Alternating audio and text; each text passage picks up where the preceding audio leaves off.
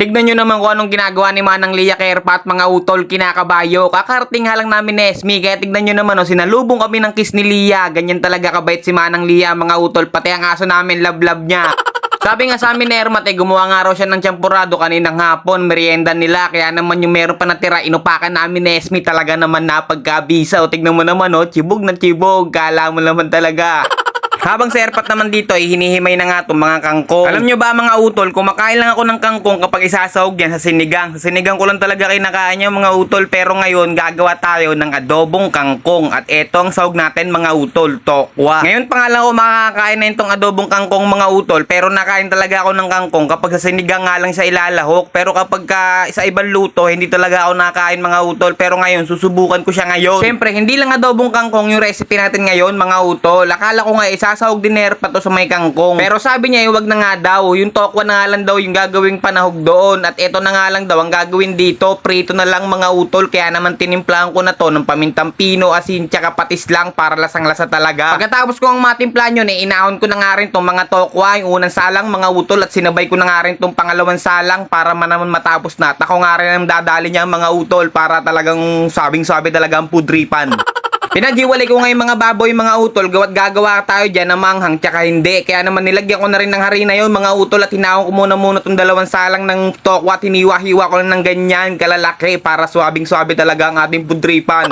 Tama ka nang iniisip utol, ganyan kalaki ang isasahog ko sa adobong kangkong natin para mabisang mabisa talaga. At gumawa na nga ako rito, ito mga utol, isasawsaw ko lang kasi yung baboy rito sa purong crispy fry talaga sa manghang tsaka hindi. Hindi kasi nagmamanghang si Ermat mga utol, kaya naman naghiwalay ako sa kanya rito ng original. Isasawsaw nga lang natin ng pagganyan niya mga utol at yung purpose ng harina mga utol para naman hindi siya masyadong maalat talaga. Kaya naman pagtapos natin i-coat yung hindi manghang mga utol, sinunod ko naman tong manghang na crispy fry syempre para mabisang mabisa talagang pudripan, magkahiwalay ang flavor. Ino-offer ko nga lang gawin niyo rin yun mga utol sa mga masipag lang kasi pang masipag lang yun kasi pag tamad yung pagsasamahin lang talaga yung original na crispy fry dun tapos yung spicy talaga naman.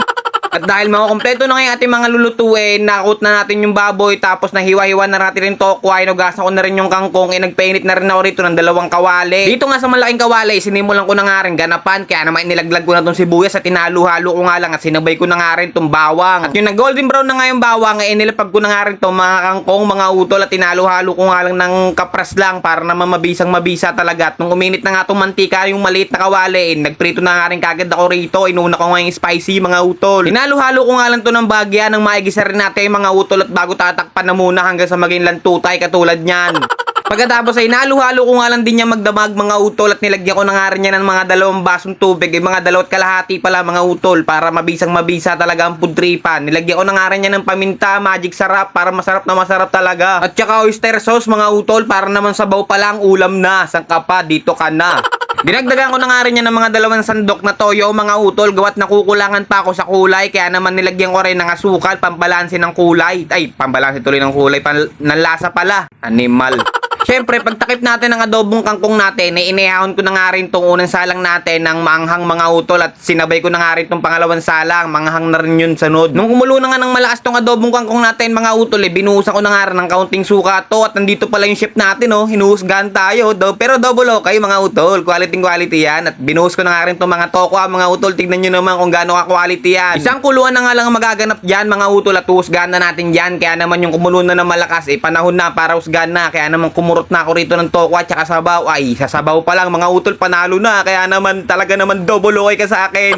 Ay, tignan nyo naman kasi yung itsura niya mga utol, kahit ilapag mo yan sa nagiinuman saglit lang yan. First time ko nga lang nagluto niyan, pero talaga naman quality talaga. Akala mo talaga matagal na talagang nagluluto ng ganun at kuwang-kuwa talaga ang lasa. Pagkatapos ko ang mahusgahan yung adobong kangkong mga utol, sadyang nagutom na talaga ako, kaya naman minadali ko ng prituhin lahat to. At pagkatapos nga maprito lahat to, sadyang pinagtatad ko yung kalahati mga utol at naghahain na rin kagad ako dito sa lamesa at lahat kami gutom na, gawat na amoy nila kasi yung adobong adobong kangkong ko na pagkabango talaga naman. Tignan nyo naman kasi yung pupudripin natin ngayong gabi mga utol, talaga naman taob na naman ang isang kaldero nento, kawawa na naman. Kaya ano pang inaantay nyo mga utol, testingin nyo na rin, pero bago ang lahat, kain tayo mga utol at pagsalusan salu-saluan na natin to. At habang nakain kami, magsha-shoutout ako. Kaya shoutout sa utol natin na si Rajan Dapat from Batangas, kay Adrian Jailux from Ternate, Cavite, kay Negse Rep from Pangasinan, kay Len Barit from Pampanga, kay Romin Nais Idlat from GMA Cavite, kay Norbin Almonia from Masbate, kay Giancarlo Gunaw, kay Chels Abletes, at sa utol natin na si Jonathan Pamilaran. Shoutout sa inyong lahat mga utol at maraming pong salamat sa mga suporta na binibigay ninyo. Kaya paano? Paalam!